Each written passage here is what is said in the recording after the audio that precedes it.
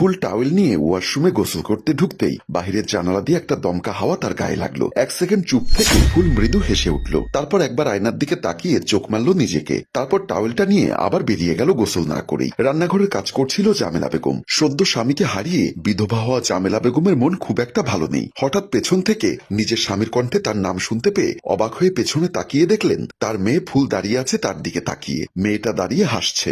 জামেলা বেগম একটু বিরক্ত হয়ে বললেন, তুই না গোসল করতে গিয়েছিলি, আবার এখানে দাঁড়িয়ে মস্কারা করছিস কেন মায়ের সাথে? মস্কারা আর করলাম কোথায়, মাত্র তো এসেছি। স্বামীর কণ্ঠে দ্বিতীয়বার কথা শোনায় অবাক হয়ে জামেলা বেগম তাকালেন। তারপর বললেন, এভাবে তোর বাবার গলা নকল করে কথা বলছিস কেন, আর অদ্ভুতভাবে হাসছিস কেন? কিছুই তো বুঝতে পারছি না। ফুল মায়ের কাছে এগিয়ে গিয়ে বলল, তুমি আমাকে চিনতে পারছো? ভালো করে দেখো তো। জামেলা বেগম একটা চট দিয়ে বললেন, তোকে কতবার বলছি বাবার কণ্ঠ নকল করে কথা বলবি না? মানুষটা মাত্র গত হয়েছেন, এক্ষুনি ওনাকে নিয়ে হাসি ঠাট্টা করতে হবে তোর? কথাটা বলেই জামেলা বেগম চলে গেলেন অন্যদিকে। তিনি মেয়ের এমন কাণ্ডে বেশ বিরক্ত হয়েছেন, তাই শোবার ঘরে গিয়ে বিছানা ঠিক করতে লাগলেন। ঠিক এমন সময় ফুল পেছন থেকে এসে মাকে জড়িয়ে ধরে বলল, I love you darling. Jamela Begum আরো উত্তেজিত হয়ে বলল, তুই কি এখনো এভাবে মস্কারা করে যাবি মায়ের সাথে? আমি বুঝতে পারছি না তুই কেন এমন করছিস, আর তখন থেকেই তোর বাবার গলা নকল করে কথা বলছিস কেন? তুই যথেষ্ট বড় হয়েছিস, তুই যদি এখন মায়ের মনের অবস্থা না বুঝিস তাহলে তো আমার পোড়া কপাল। ফুল জামেলা বেগমের গাল দুহাতে ধরে নিয়ে বলল,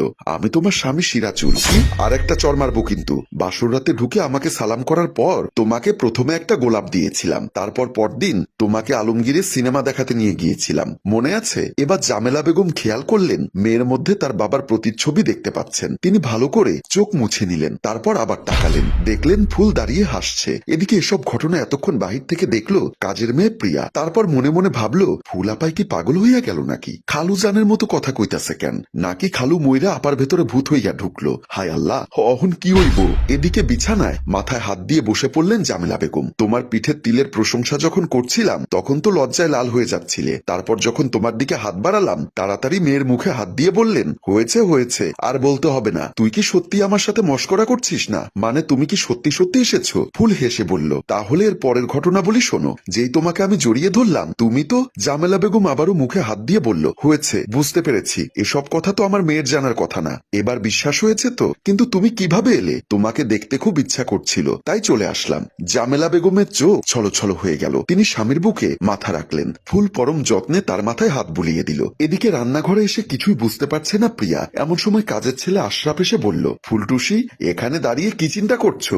নতুন একটা সিনেমা এসেছে, দেখতে যাবে নাকি? বাড়ির ভেতরে যে সিনেমা চলতেছে সেটা দেখেই আমার মাথা ঘুরাচ্ছে। কেন, কি হইল আবার? আরে ফুলাপা খালুজানের গলা নকল কইরা কথা কইতাছে, মনে হইতাছে ওনার ভেতরে খালুজানের ভূত ঢুকছে। আশরাফ হাসতে হাসতে বলল, ফুলটুসি, তুমি একেবারে সহজ সরল, মরা মানুষের ভূত আবার ঢুকতে পারে নাকি? আমি সত্যি কইতাছি, নিজের চোখে দেখলাম। ফুলাপা খালারে খালু আর খালার বাসর রাতের গোপন কথা কইয়া দিল সব। আশরাফ কিছুটা অবাক হয়ে বলল, বলো কি? মামলা তো সিরিয়াস, একটু গিয়ে দেখার ইচ্ছা হচ্ছে। আমি তোমার বিশ্বাস করতে পারছি না। প্রিয়া বলল, সুযোগ পাইলে তোমারেও দেখামু, তাইলে এখন চলো, এমন দৃশ্য মিস করা যাবে না। এমন সময় ভেতর থেকে বেশ হাসাহাসি শব্দ আসলো। প্রিয়া ইশারা দিয়ে চুপ করতে বলে আশরাফের হাত ধরে নিয়ে আসলো বাহিরে। প্রিয়া ও আশরাফ চুপি চুপি পা টিপে টিপে এগিয়ে গিয়ে দেখলো বিছানায় বসে ফুল আর তার মা বসে হাসাহাসি করছে। ফুল এমন ভাবে কথা বলছে যেন সে একটা পুরুষ মানুষ, আর তার মা তার নববিবাহিতা বউ। ফুলের নানা কথায় তিনি লজ্জা পাচ্ছেন। ফুল বলল, সব থেকে বেশি মিস করি কি জানো? তোমার হাতের রান্না, ও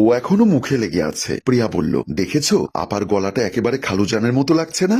আশরাফ চোখ বড় করে এতক্ষণ সবকিছু দেখলো, তারপর আল্লাগো বলে মাথা দুলিয়ে পড়ে গেল। এদিকে দরজায় এসে কলিং বেল দিচ্ছে ফেরদৌস। তার সাথে ফুলের বিয়ে ঠিক হয়েছে। দরজা খুলে দিল প্রিয়া। ফেরদৌস ঢুকতেই তাকে বলল, আপনি যারে ভালোবাসেন হ্যাঁ তো আর হ্যাঁ নাই, হ্যাঁ এখন আরেকজন। ফেরদৌস কিছু বুঝতে না পেরে বলল, কি বলতে চাচ্ছ? কিছুই তো বুঝতে পারছি না। তোমার আপা কোথায়, আন্টি কোথায়? প্রিয়া আমতা আমতা করে বলল, ফুল আপার ভেতরে খালুজানের ভূত ঢুকছে। ফেরদৌস একটা হাসি দিয়ে বলল, তুমি কি পাগল হয়ে গেছো? আমি বসার ঘরে গিয়ে বসছি, তোমার আপাকে আসতে বলো। ফেরদৌস বসার ঘরে চলে গেল। প্রিয়া ভয়ে ভয়ে ফুলের কাছে গেল। ঘরের ভেতরে গিয়ে দেখে ফুল গোসল করে এসেছে মাত্র। প্রিয়া অবাক হয়ে তাকিয়ে আছে ফুলের দিকে। কিরে, কিছু বলবি? এভাবে তাকিয়ে আছিস কেন? কলিং বেলের শব্দ শুনলাম, দরজা খুলেছিস? কেউ এসেছে নাকি? প্রিয়া এখনো অবাক হয়ে তাকিয়ে আছে। ফুল তাকে একটা ঝাঁকি দিয়ে বলল, ভূত দেখার মতো তাকিয়ে আছিস কেন?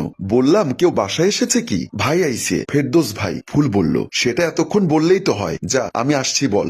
আচ্ছা ঠিক আছে বলে প্রিয়া চলে আসলো। দরজায় দাঁড়িয়ে ভাবলো, এতক্ষণ তো খালুজানের ভূত ছিল ভেতরে, এখন মনে হয় বাহির হইয়া গেছে। কিরে আশরাফ কোথায়? কোথাও দেখতে পাচ্ছি না। জামেলা বেগমকে দেখে কিছুটা ভ্যাবাচাকা খেয়ে গেল প্রিয়া। একটু আগেই আশরাফ মাথা ঘুরে পড়ে গেছে, তাই তাকে কোনোভাবে ঘরে শুইয়ে দিয়ে এসেছে প্রিয়া। তোকে বললাম আশরাফ কোথায়, তাকিয়ে আছিস কেন? জানি না তো। জামেলা বেগম বিরক্ত হয়ে বললেন। তাহলে কি জানিস? ফেরদৌস ভাই আইছে, সেইটা জানি। ফেরদৌস আসছে? আচ্ছা যা তাহলে, একটু চায়ের পানি বসিয়ে দে, আমি আসছি। প্রিয়া মনে মনে ভাবলো, মা মেয়ে দুজনে এতটা স্বাভাবিক হয়ে গেল কিভাবে? হ্যাঁ গো, কখন যে কি হয়। এদিকে বসার ঘরে ফেরদৌস বসে আছে। এমন সময় ফুল এসে বলল, কেমন আছো? এই তো ভালো আছি।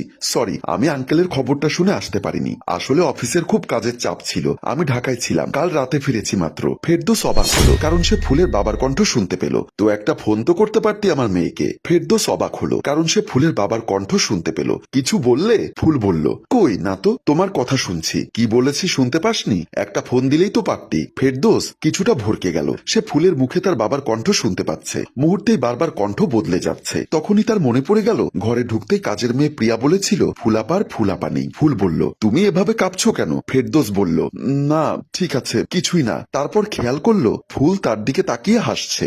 এমন সময় খেয়াল করলো একটা শব্দ হচ্ছে। তারপর শব্দের জায়গাটা আবিষ্কার করে দেখলো প্রিয়া একটা চায়ের কাপ হাতে নিয়ে দাঁড়িয়ে কাঁপছে। প্রিয়া সকাল থেকে যা যা দেখেছে সেসব দেখে তার মাথা ঘুরে যাওয়ার অবস্থা। ফেরদৌস ভয়ে ভয়ে বলল, প্রিয়া এখানে এসে বসো। তুমি আমাকে তখন পুরো কথা বুঝিয়ে বললে না কেন?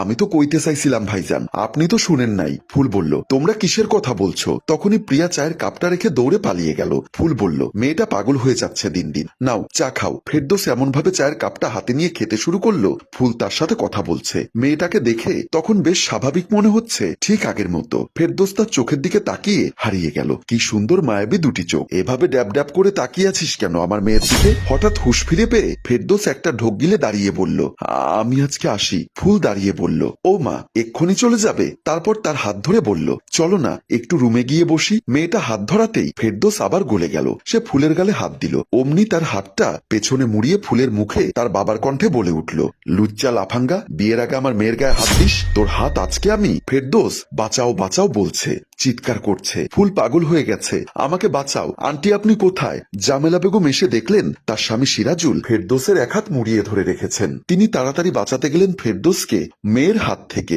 সম্মানিত ভিউয়ার্স, আমাদের এই কাল্পনিক গল্পটি সম্পূর্ণ বিনোদনের জন্য, তাই অবশ্যই সবাই লাইক কমেন্ট করে পাশে থাকবেন। গল্পটির রচনা ও পরিচালনায় অভি, ক্যামেরায় শিহাব ও আশরাফ এবং প্রযোজনায় মঞ্জুর মোর্শেদ। ধন্যবাদ।